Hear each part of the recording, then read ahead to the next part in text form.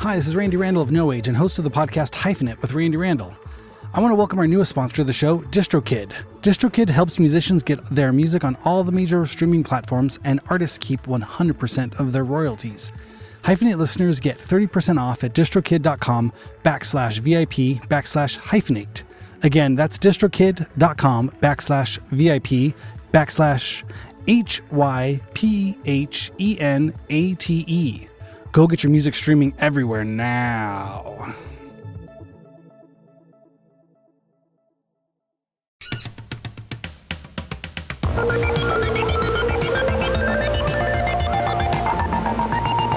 Good morning, good afternoon, good evening, wherever you are. Hello, my name is Randy Randall. Thank you for listening to Hyphenate with me, Randy Randall. Today's guest is Mr. Jeff Rosenberg, who has been in many of my favorite bands. Those include Pink and Brown, Young People, as well as Lavender Diamond. And we'll hear about a few other projects and bands he had done there as well. So I was really excited to get to talk to Jeff Rosenberg as part of, where are we? Week 4? Is this week 4 of 5 fucking weeks of Providence, Rhode Island in February? Something like that. Yeah, it's been great. We started off with Bjorn Copeland on the 1st. We had Joel Kayak on the 8th. Brian Chippendale on the 15th. Now Mr. Jeff Rosenberg on the 22nd, followed up next week with Mr. Hisham Barucha. So that is 5 separate individual people who can all reflect on time spent in Providence, Rhode Island around the late 90s, early aughts, and kind of help share their point of view or perspective of the rich cultural, music, artistic scene that took place at that time that I was highly influenced by in my own life and kind of way of thinking, DIY, make your own shit, blow stuff up, be loud, kind of have fun point of view. I think influenced me, and I think I can speak for Dean Spunt, my partner in No Age, a little bit. But definitely a lot of these bands in this time and kind of art movement served as I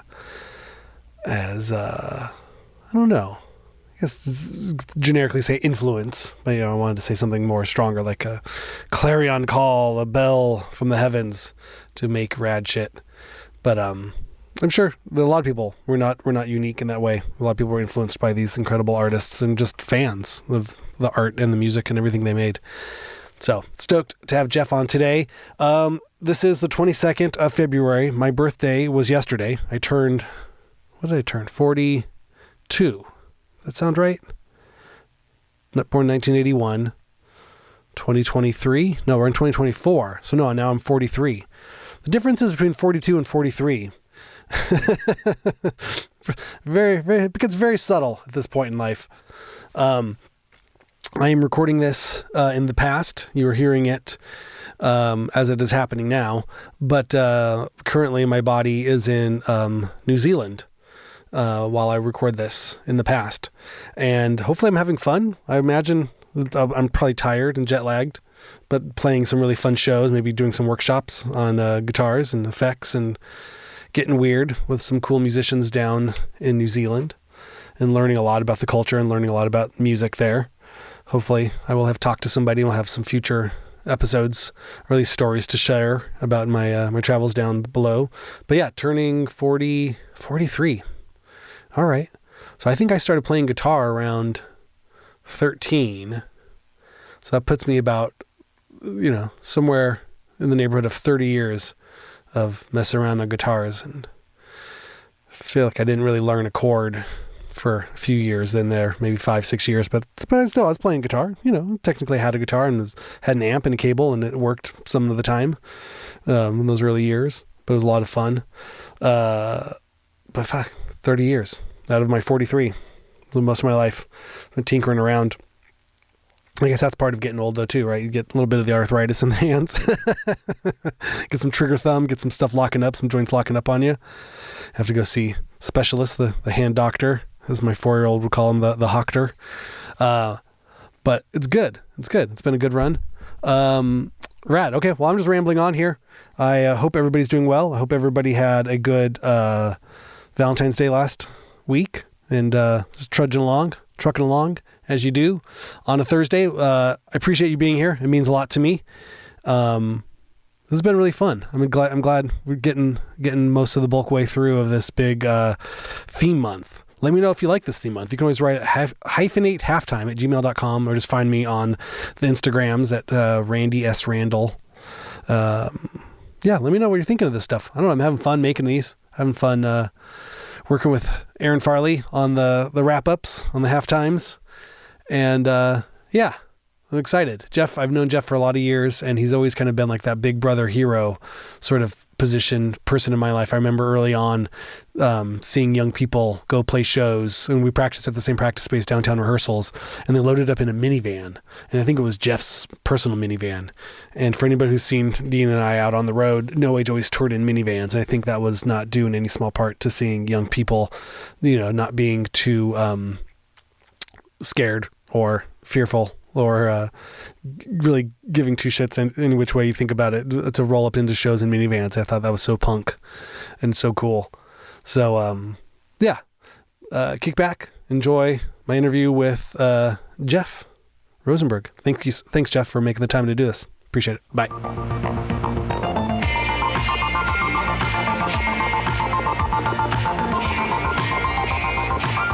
Mr. Jeff Rosenberg, thank you so much for jumping on the pod here tonight. Randy Randall. How you doing? Where are we finding you this evening? In the home studio in South Pasadena.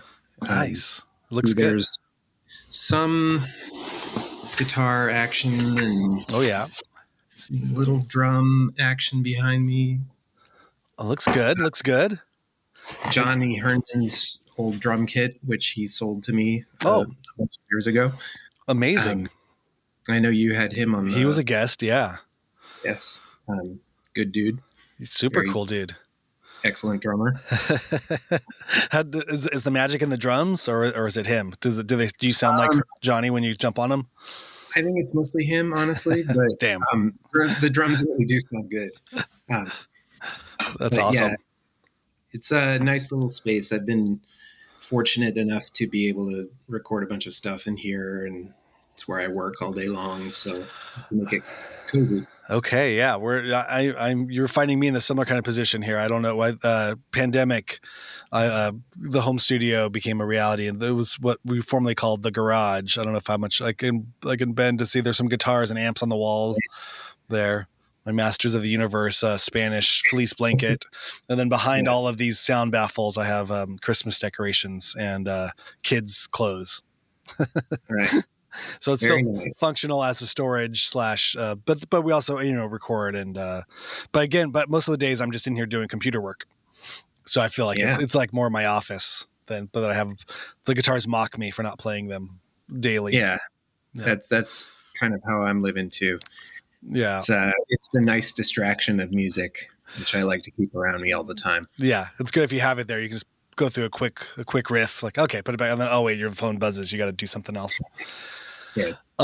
Cool. Well, I want to, the theme of the show is Hyphenate, and we talk to people who do many things or have done many things over time. And I know you as a musician and as a member of many bands. I'll start with what I know, and then maybe you can help fill in some of the blanks. For credits, I never saw Pink and Brown, but I know you were part of a duo, a noisy duo that came out of the Providence, Rhode Island noise scene, Pink and Brown. And then Lavender Diamond was another project I knew you did, which was a very kind of folky LA kind of comically positive expression of love and peace and hippiness, kind of proto hippie love guru child band. And then Young People in the middle, which is probably where I actually met you. That's where I first would have encountered you at the Smell in the incredible experimental trio Young People with Katie Eastman and Jarrett Silberman. But start from the beginning. Where were you born, and how did music come into your life? That's maybe, I don't know if it's the most interesting story, but here goes. Michigan born. I grew up actually in the same place in the same high school as, the band Wolf Eyes? Oh, yeah. You mean John Olson, Insane Johnny, the meme lord of Instagram? the meme lord of Instagram. He and I went to high school in East Lansing. And at that time, I wasn't like the hugest. I became sort of a gothy punk in high school and had that kind of vibe. There was one early band with some of my miscreant friends that we formed that was basically kind of like trying to do like Sisters of Mercy covers and that's what I was going to call out. I was going to say 45 Grave, but I was like, no, maybe in Michigan, you wouldn't get that far. Maybe Susie, maybe Sisters of Mercy, Switchblade Sisters, Bauhaus, Raspberry Beret, or no, what was that? Yeah, not quite that. Okay. Like sort of new romantic goth, but it was it was very we call ourselves misanthrope, which I think it worked for the moment. And I was sort of messing around on guitar and on the side trying to learn all the Smiths songs and play everything I could by Johnny Marr and whoever I thought was sort of interesting songster. I had a big sort of love for The Cure, still do, and kind of grew up with my mom and dad. Both were of the 60s folk music generation, and like my dad had a big love for the Beatles, but he passed away kind of early in my life, like around when I was just becoming a teenager. But I'm sorry. Yeah, it was a bummer, and these things kind of like color your childhood. But it turned out to be kind of just the thing that brought me to music. And, I needed an outlet and a way to kind of become the feelings that I was having and let them out in some reasonable way. And he had given me this fantastic old Martin guitar that he had. And so that was basically how I learned to play guitar, was on that thing. And it was my workhorse guitar through, first maybe 10 years of me playing and through a bunch of bands. And that actually sort of led, like while I was in high school, it was weird growing up one of the few Jews in southern Michigan, like 10 Jewish families in Lansing. And, not that we were that observant, but it was a good reason to sort of bond together with other Jews in the area. And so I was part of like youth groups and that sort of thing. And we had a kind of like the wet, hot American summer camp experiences where I did a lot of like song leading and that sort of thing. And so I have like, that side of my musician past, which not a lot of people know about, is, I can be the guy who, shows up with the acoustic guitar and he's like, let's sing all the songs. And like, word, and like, I can shout out that what lyrics I want you to sing and then have you sing them. It's kind of a call and response type of thing. That's great. That's something that's still in my musical vocabulary. There were some touches of that within the Lavender Diamond sort of oeuvre. I feel like maybe the tentacles have reached back to this type of that probably position. Early on was one of the things that attracted me most to sort of our musical dynamic. It was very campfire, and it felt like we wanted to have sing-alongs and sort of invite people into the circle of friendship, that kind of thing. Later on it became more about sort of peace in spite of everything that was going on in the world, and somewhat trying to sound like the Carpenters, or I don't even know where it was going, but it was more like Becky's journey with a lot of Steve's orchestration and beautiful touches, and Ron and I were there to embellish and add little riffs and runs and things that would make it interesting. So that was a fun experience. And I think, to go back to my story, I guess, I left Michigan after high school because I felt like I needed to get out and be somewhere else in the world. It's a little, and then it felt oppressive. I can imagine now it would feel very oppressive to someone who actually wants to see the world and experience culture and blah, blah, blah. So I had gone a few times to New York and out to LA when I was growing up, and I had ideas about places I would want to live in the world and people I'd want to meet and things I'd want to do. And I got into a few different schools, but the one I chose to go to was Providence and Brown University in Providence. And that was an odd experience at first because I didn't know quite what to expect. I knew nobody out there. And the first couple of years I was there, I was sort of feeling alienated and not really sure what I was doing. Common experience for, I think, kid from, halfway across the country, trying to go and sort of make his way on his own and not really, having any idea why he's there to begin with. Well, that's the question I was going to ask. Yeah. Why Brown? Why Providence? What was it about that? I think it was the farthest away college that I could go to. And honestly, like I had some good vibes when I went out to visit, and I felt like, this could work. It seemed to be enough flexibility that if I didn't like what I was studying at first, I could find something else. But what I didn't factor on was what it would be like being a public school kid going to a place where most of the people who enrolled there were from private school backgrounds, and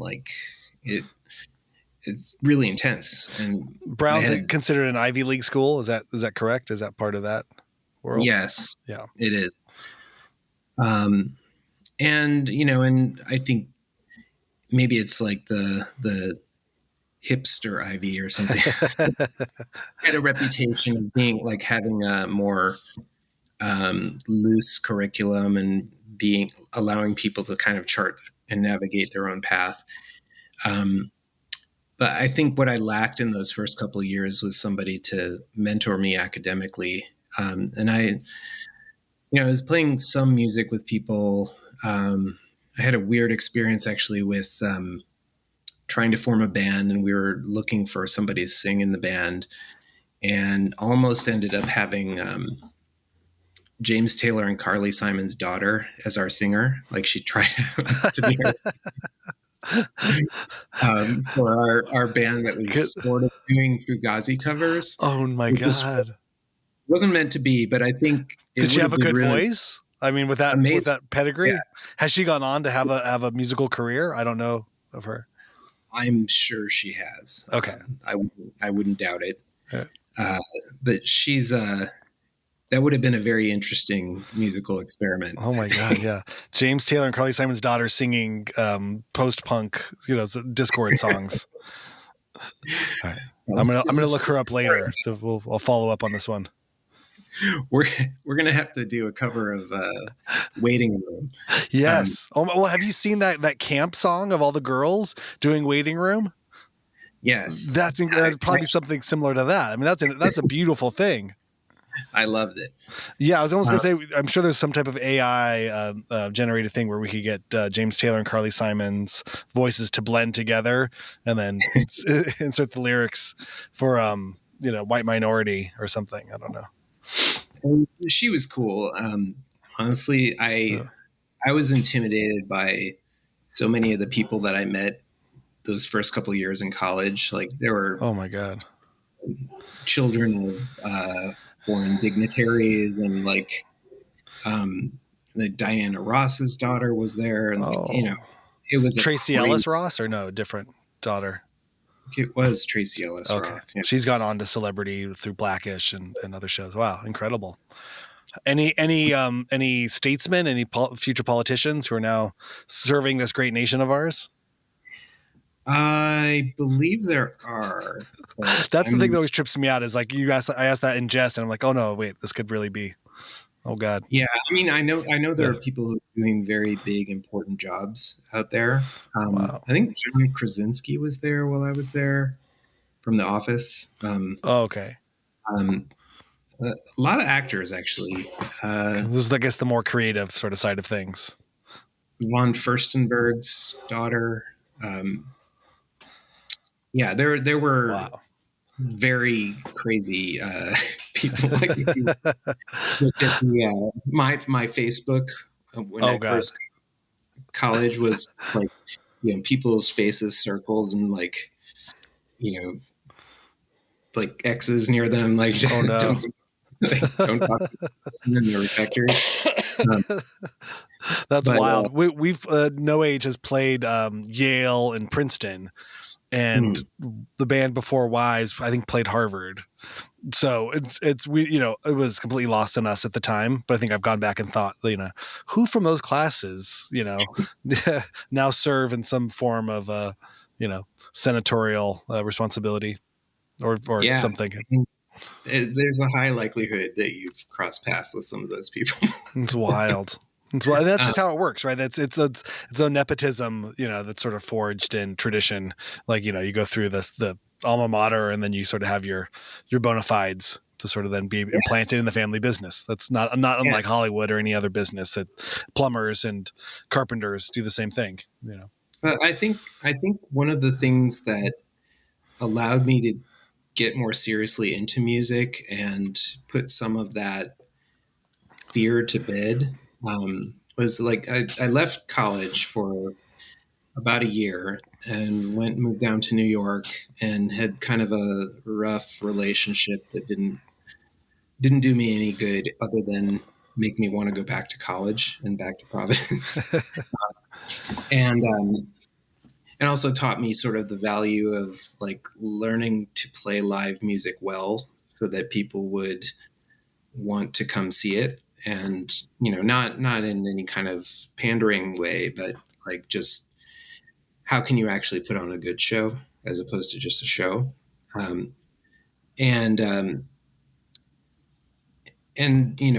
came back to Providence with this idea of, I don't have to do this like a normal Brown student would. Like I can become friends with people in the community. And like, that was when I met all of my friends who went to RISD and, the Fort Thunder guys and,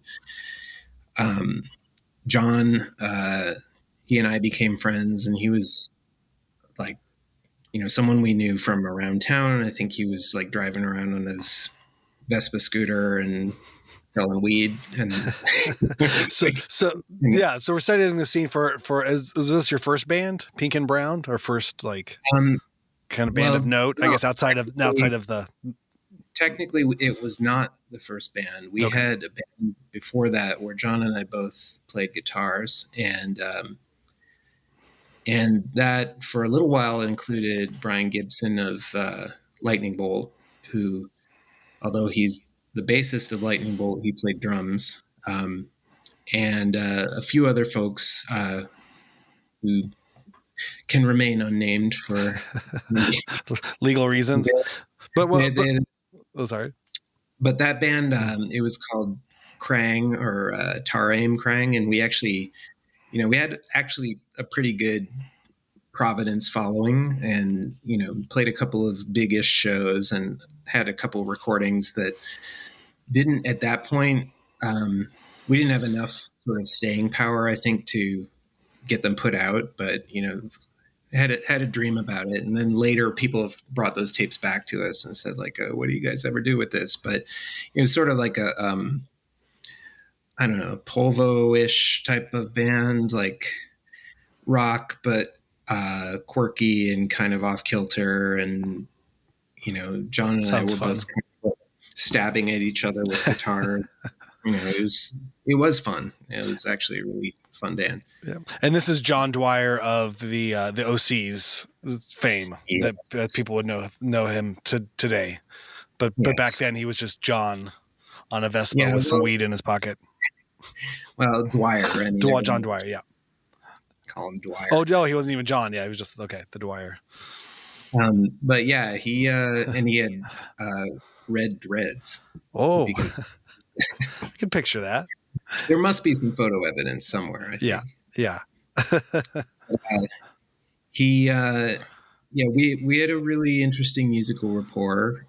We were both working at like shitty jobs around Providence, and actually I had a pretty interesting job for a little while at this Louis Diner, which is like an old Sicilian family owned East Side diner in Providence. It's still there.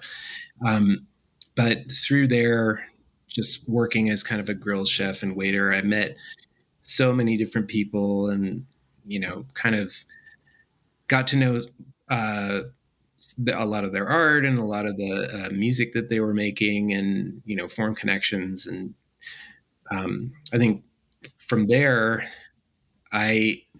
another of my coworkers there and I ended up putting on a bunch of shows and all over Providence and at Brown. And we met a bunch of musicians and, people would come through town and want to stay over, and we'd put them up for the night and put on a show for them. And I would get to know a lot of these musicians that would come into town. And at first I still had that intimidation factor, but at some point, I think while I was away, I sort of learned we're all just kind of, let's say dudes, not a gendered dudes. It's just dudes, like everyone. People. Dudes doing dude things. And so thinking that way allowed me to kind of be cool with whatever Brian McMahon from Slint, sleeping in my house on my floor, and me not freaking out because, oh my God, the guy from Slint. Inside I was probably oh my God, it's the guy from Slint. Or that was actually the first time I met John Herndon too, where I'm oh, holy shit, tortoise. I think just kind of knowing that it's, we all are trying to make things work, and everyone has some unique and really innovative art and things to say, and yeah, a lot of people have made huge splashes in the world and done giant things, but underneath it all, we're all just dudes doing dude things. So it's that, I think, weirdly opened some doors for me where I was okay, well, I can just make bands and we can go out there and fuck it and go on tour. Pink and Brown didn't really happen until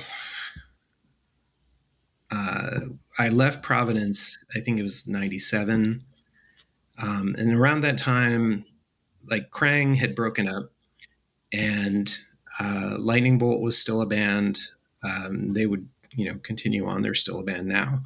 But at that time, I think Lightning Bolt was still the Bryans, and Hisham might still have been in it at that point as the singer. But Black Dice had also become a band, and Hisham was also playing with them. And their lineup was sort of shifting and changing. There was a period of time where Brian Gibson was also the drummer for Black Dice.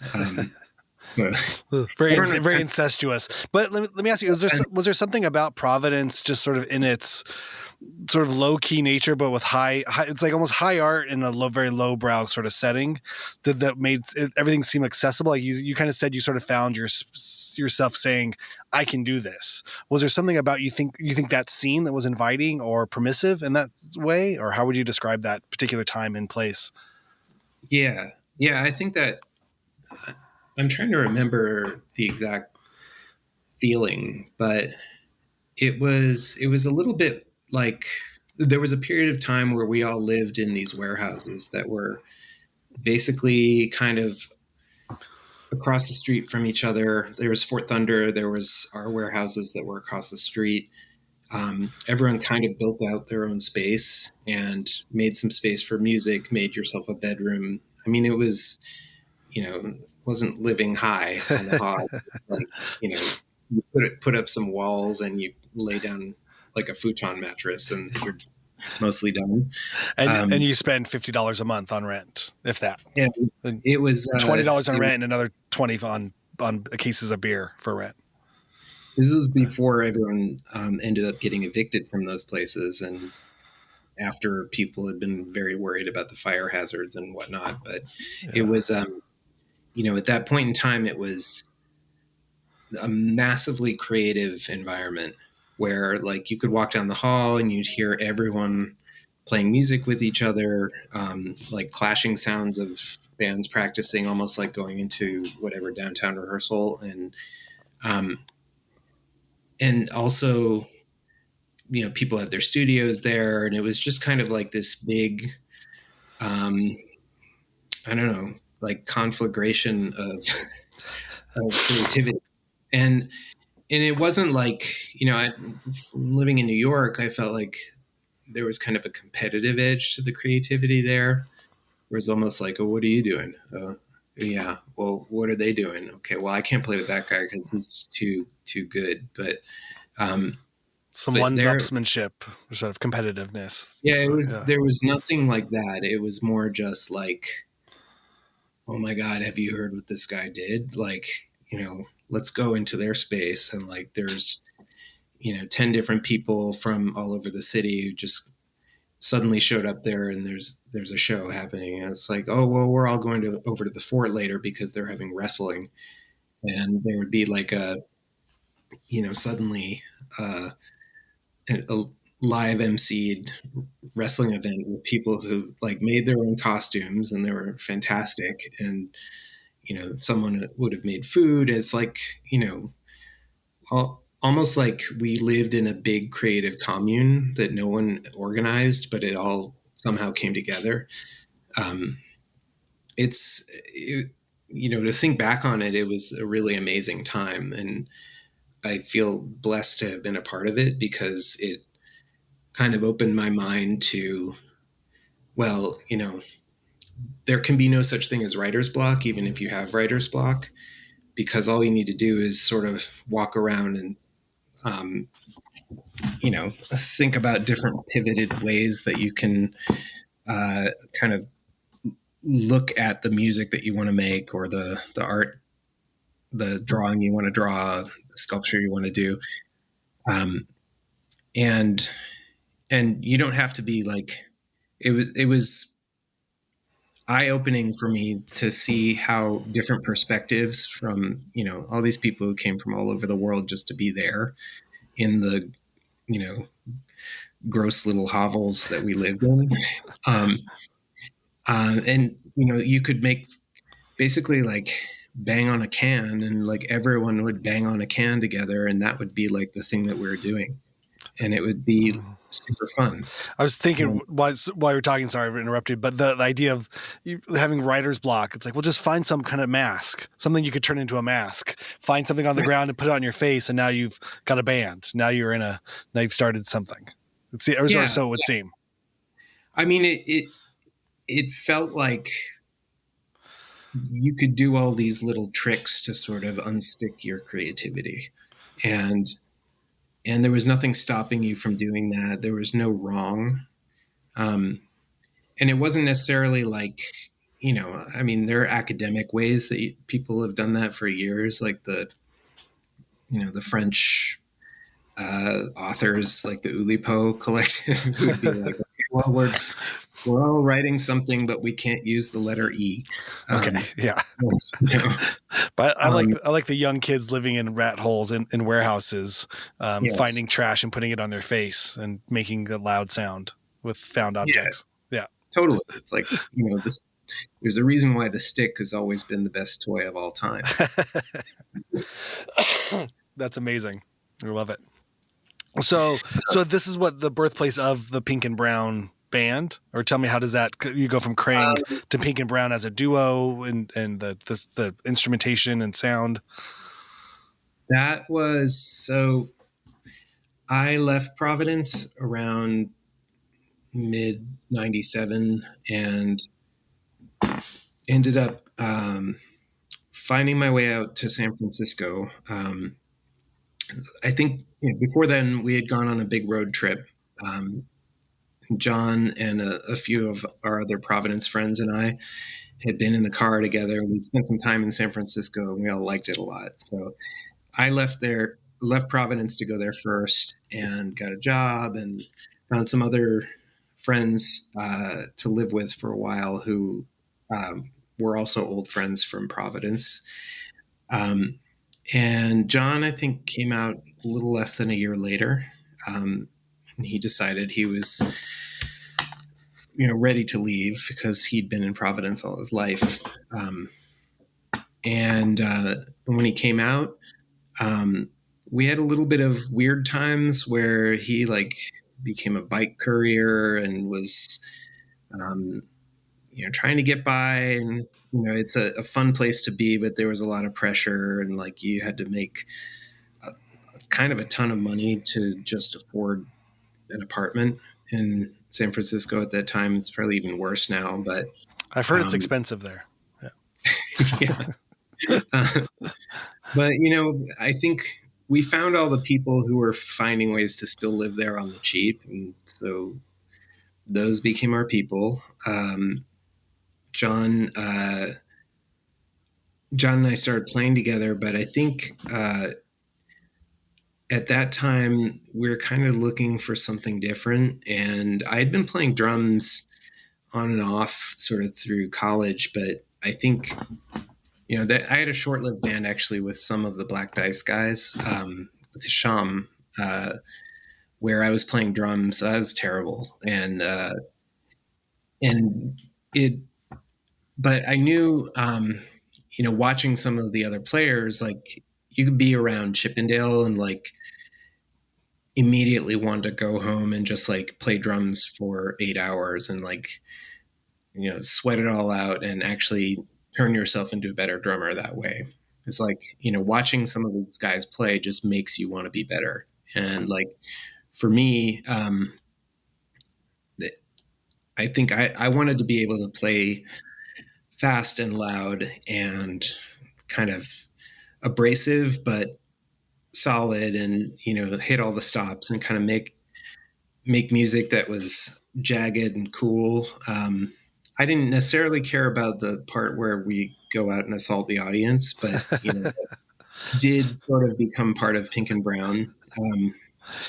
It was the coin of the kingdom at the time. It was sort of the performance, the aggressive performance noise shtick. I think it was actually probably the audience more attacking us than us attacking them. I think we were sort of like a spy versus spy vibe. We made our own costumes, really, really beautiful seamstress work. With dental floss. Yeah, it basically taking nylon and cutting the shape of both of our bodies out of the nylon, two sides of it, and then sewing it up along the seam. And so there were fucked up ninja costumes in pink, his color, and brown, mine. And then we just kind of became these characters where he was the abrasive, talkative one, and I was the silent one who just sort of held down the beats. And he would just kind of make fun of me throughout the whole show. And every show was my birthday. And I mean, we had these weird rituals that would, I don't know, I guess maybe it had sort of a vaudevillian vibe. It's so fun. I mean, yeah, it's the seeds of the John Dwyer persona that would, go on to be more documented. But oh yeah, I mean, and it was always there, and will continue to be. It's a thing of beauty. Yeah. But um, yeah, that I don't really understand how it got to be as popular as it did in San Francisco. But we had some pretty big shows, and we did a couple tours throughout the U.S. Never really outside, but we did a whole U.S. tour supporting Lightning Bolt, which was fun. And that was documented, right? What was the name of that film? Where am I forgetting that? It wasn't Ride the Lightning, or what? It was The Power of Salad. That's it. That was yes. Yeah. But it was you, Locust, Lightning Bolt, and no. That was another. That was the Oops tour. The Oops tour. That's what I was thinking of. Okay. Yeah, wow. Pink and Brown didn't play on that. That was okay. I was tour managing that. Oh, okay. It was right after I think we broken up the band, but John. Sorry. I was just thinking the Power of Salad was the Just Lightning Bolts doc. And that's sort of what helped them. Yeah. But I think we were on there kind of as pundits or something. I just remember a lot of these interviews between shows where I think it was like Nick and Peter, who are the documentarians, would just kind of ask us a bunch of questions about the Bryans. So, it was fun. You were the Statler and Waldorf of the film, but in character, of course. But yeah, John, we both had a bunch of other bands that were kind of cooking at the same time. And, that's really more his MO than mine. I can multitask maybe 2 things, maybe 3, but he can do like 5 or 10 even, and somehow they'll all be good. It's kind of an amazing thing to watch. But at that time, I think he was doing an early version of the OCs, which was more like folksy, almost like John Fahey guitar. And he was also doing Coach Whips, who are a very cool band if you've never heard. Oh yeah. I saw them at the Smell. Yeah, they were a lot of fun. And we were still on and off doing Pink and Brown. And I had the early days of Young People had started to happen. And, before then I was playing in a space rock band that was called Tarantel, they're still around in some different incarnation, but and I had a band with Andy Connors of A Minor Forest that was playing that old acoustic guitar, which I miss now, but it was called Lumen. Wow. We did one record, but it was like instrumental kind of post-rock, but ballads that sort of sounded like instrumental early Aerosmith or something. What happened to the guitar? Did it go missing? It's stolen. Yeah. Oh, heartbreaking. It was a big bummer. But was that in LA or that was in San Francisco? It was LA. Ah, fuck LA. That sucks. Yeah. So when did the move happen from San Francisco to LA? That was, I think, around 2000, 2001, maybe. So Katie and I had been dating in San Francisco, or we lived in Oakland, and we had started making music together up there. And we came down a couple times to visit LA and met Jarrett Silverman, and at that point kind of figured out, we might have something interesting if we made a band together. But that process of figuring out what our music was really odd, and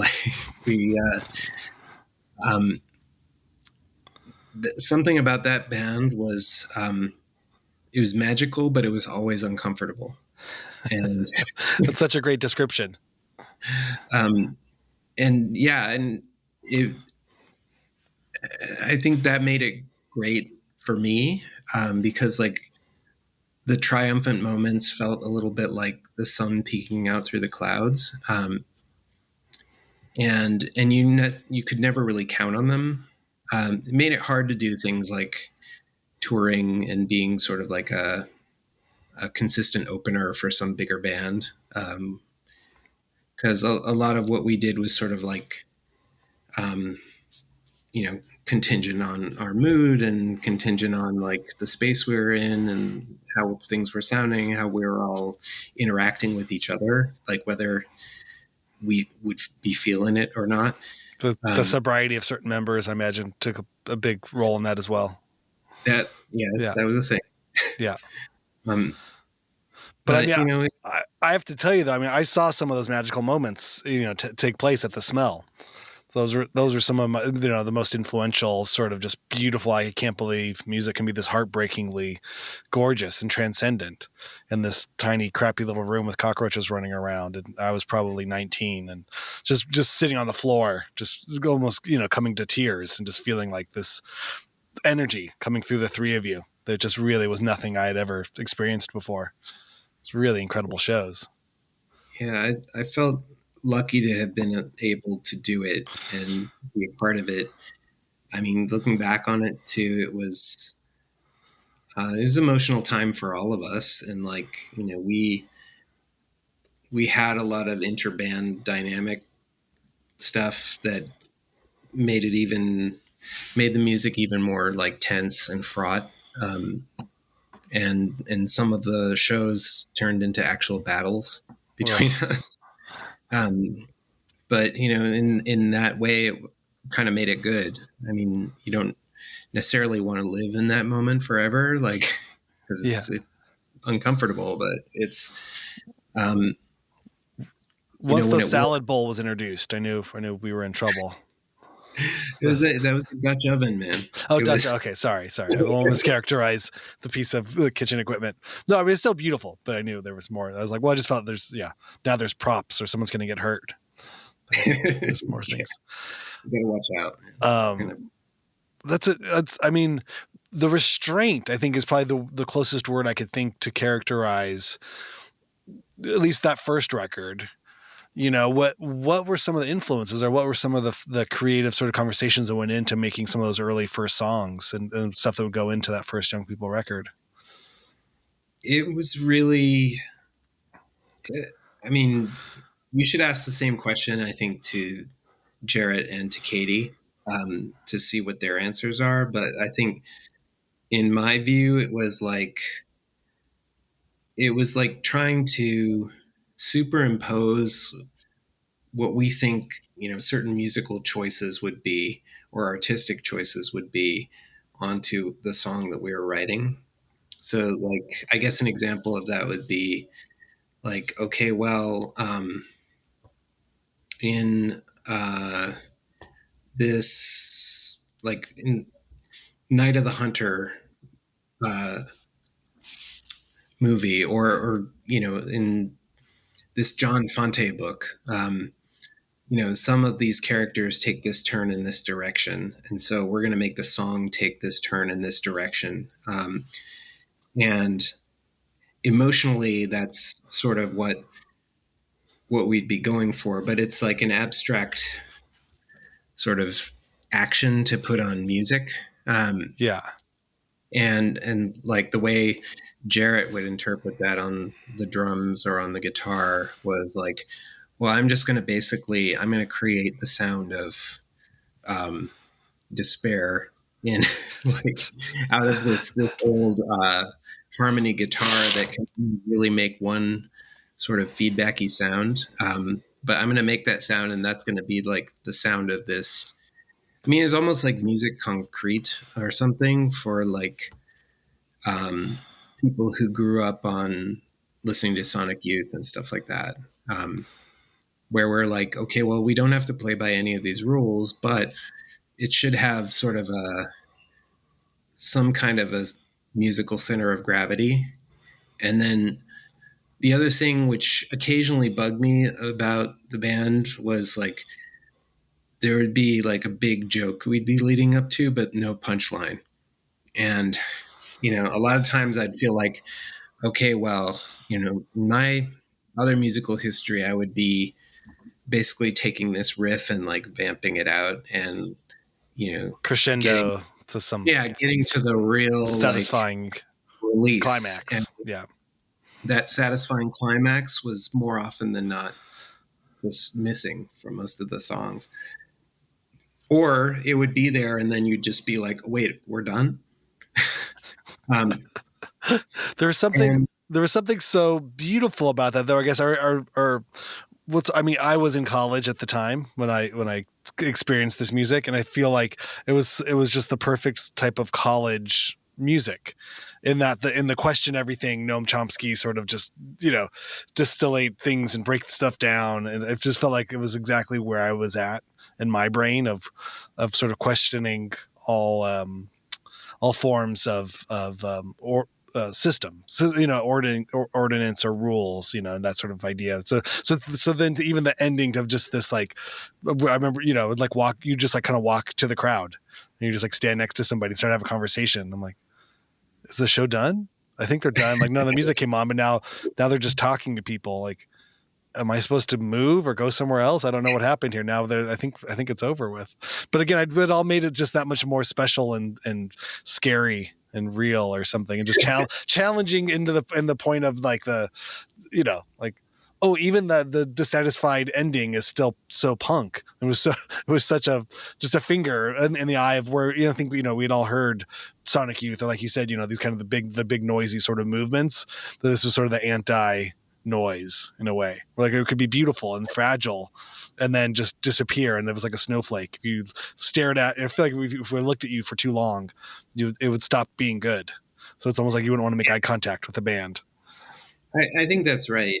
And that's a very, thank you for the very generous description of the art. I felt it. I still feel it, Well, I feel like that was ultimately like the best of what we were going for. And it, there were all kinds of chaotic forces that were kind of pulling it apart. The entropy of our relationships with each other, sort of the things we're all trying to do in music as well. We're kind of in competition with one another. Like, we had things in common and things that we all wanted to do. But ultimately they were like modifiers for each other's things.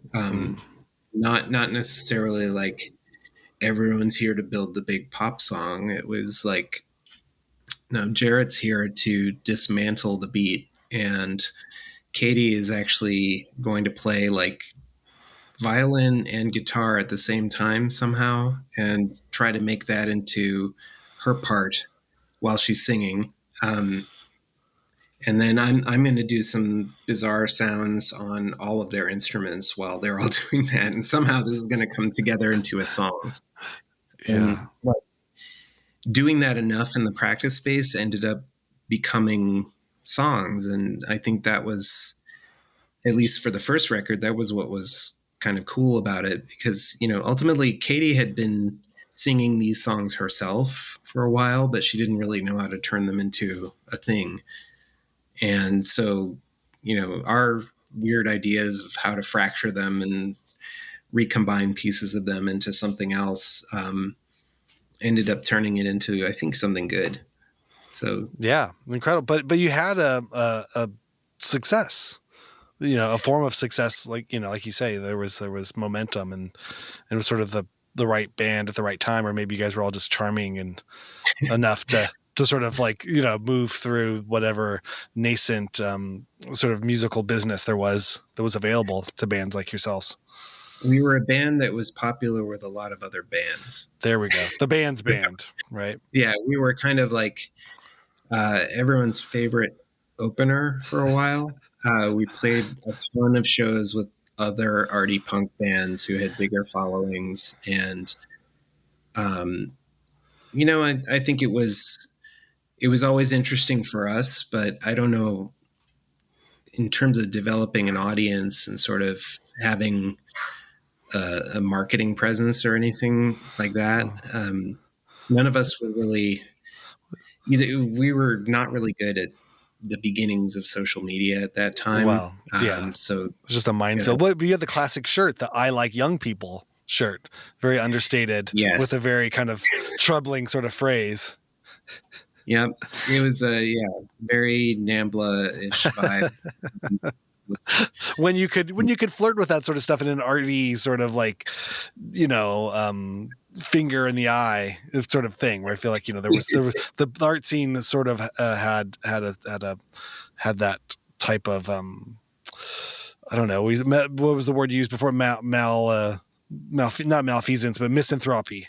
There was a very misanthropic type of heroic stature. Whoever was the most misanthropic won the night. Whoever could say the worst thing won the night, and that was part of the humor of it all.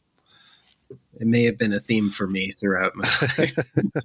But I also, before we move off of young people, I remember riding a friend's bike with 2 flat tires through the rain in Bordeaux to come see young people open for the Kills. I was on my my post college backpacking around Europe journey. And I made it a point, and I saw you guys were playing while I was in Bordeaux, just happened to work. And so I did everything I could to get down there to the show. And it was incredible. It was so much fun to see you. Yeah, that was a really fun and weird tour. Again, I have to say, like, thanks to the Kills for being so generous and bringing a very arty band like us on the road with them. And their audience for putting up with us. They wanted to disco dance and art, do their thing. I mean, everyone wanted a beat. Everyone wanted a big hook, and we were not going to give it to them. But that's what was fun about it. But yeah. We had tens of fans in every location.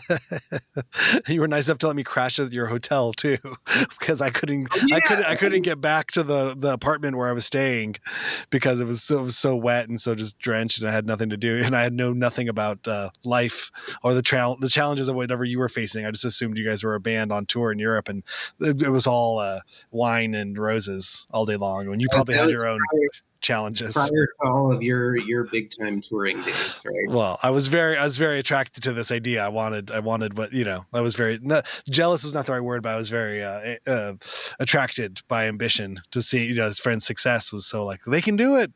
I know these guys. I know that guy. Just kind of pointing at people like they're doing something. I want to do that. How do I go to there? And so just being around anybody that was doing anything like that just made it seem inches more attainable. Like, okay, I can do this if they can do it. I remember there being like really good band food at Bordeaux. Oh, I bet. Yeah. They made us an amazing meal. It was insane. I stayed there for a week, and when we went to a farmer's market, and I paid like €1 for the water bottle. They'd fill a water bottle of wine out of a giant plastic jug, just at the farmer's market, and you just bring your own, trash water bottle, like plastic, not a nice metal canteen, like a piece, like a water bottle made of plastic you'd get out of the trash, and then fill that up for €1. And it was the best wine I'd ever had in my life. I'm not, not a wine snob, so I don't know, but it's still for €1 is incredible. Yeah. There's something magical about being a pauper in Europe at that point in your life.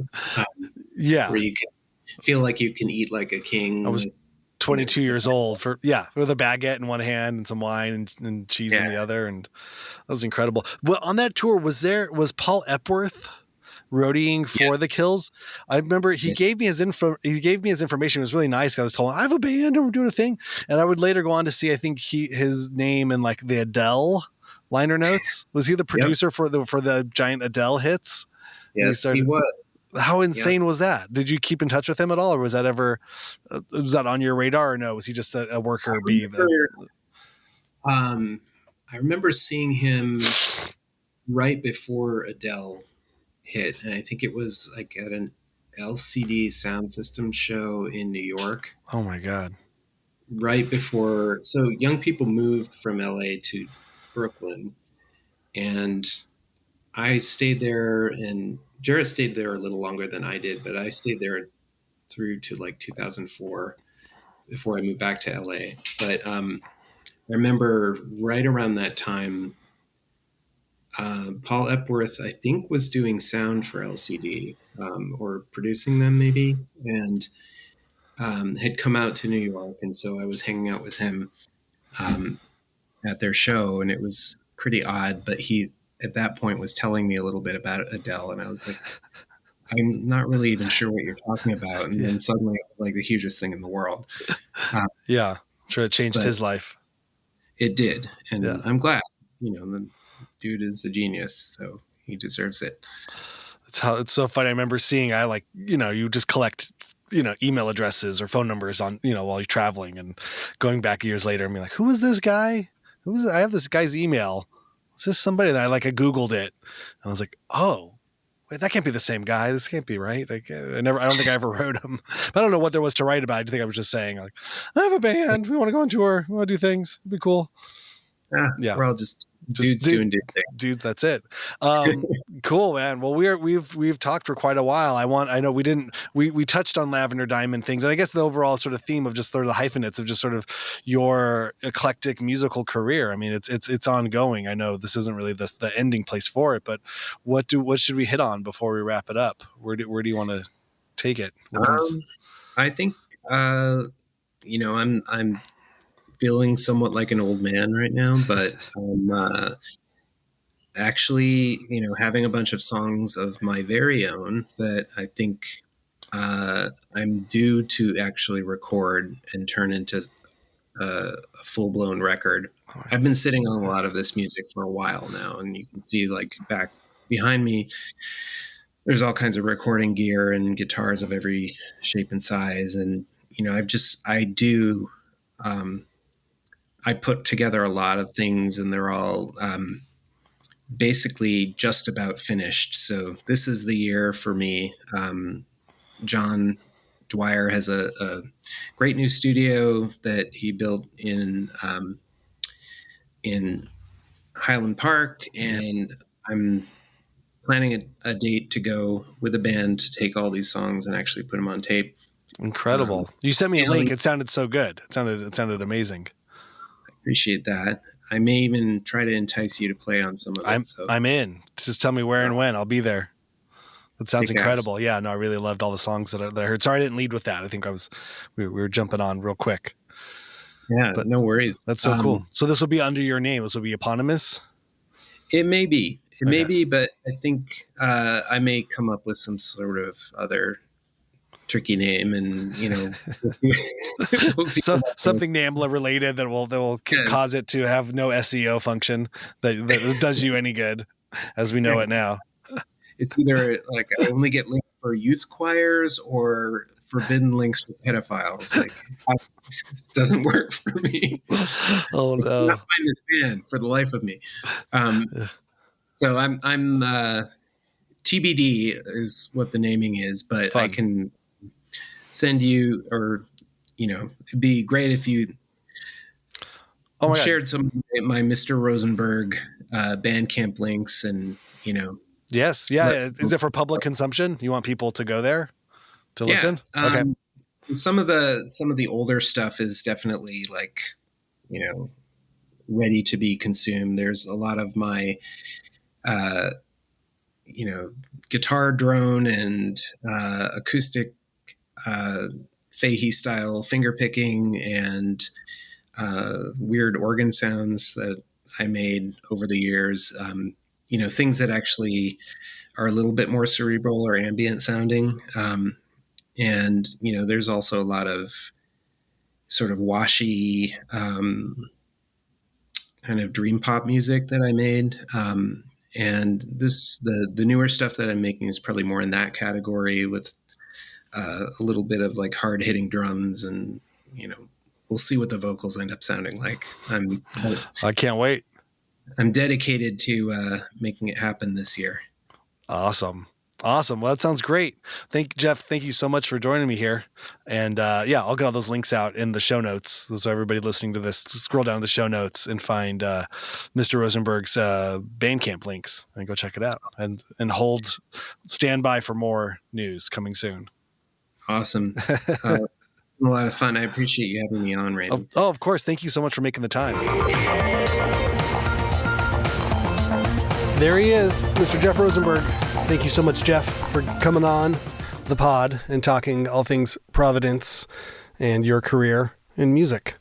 Yeah, that was super informative. I really liked getting to spend that time with Jeff and talk about things. I feel like most of our conversations happened quickly in small groups. I never really got to talk for that long with him. So it was great. Kind of learn about Michigan, learn about his time in Providence, and then all points beyond. So thank you.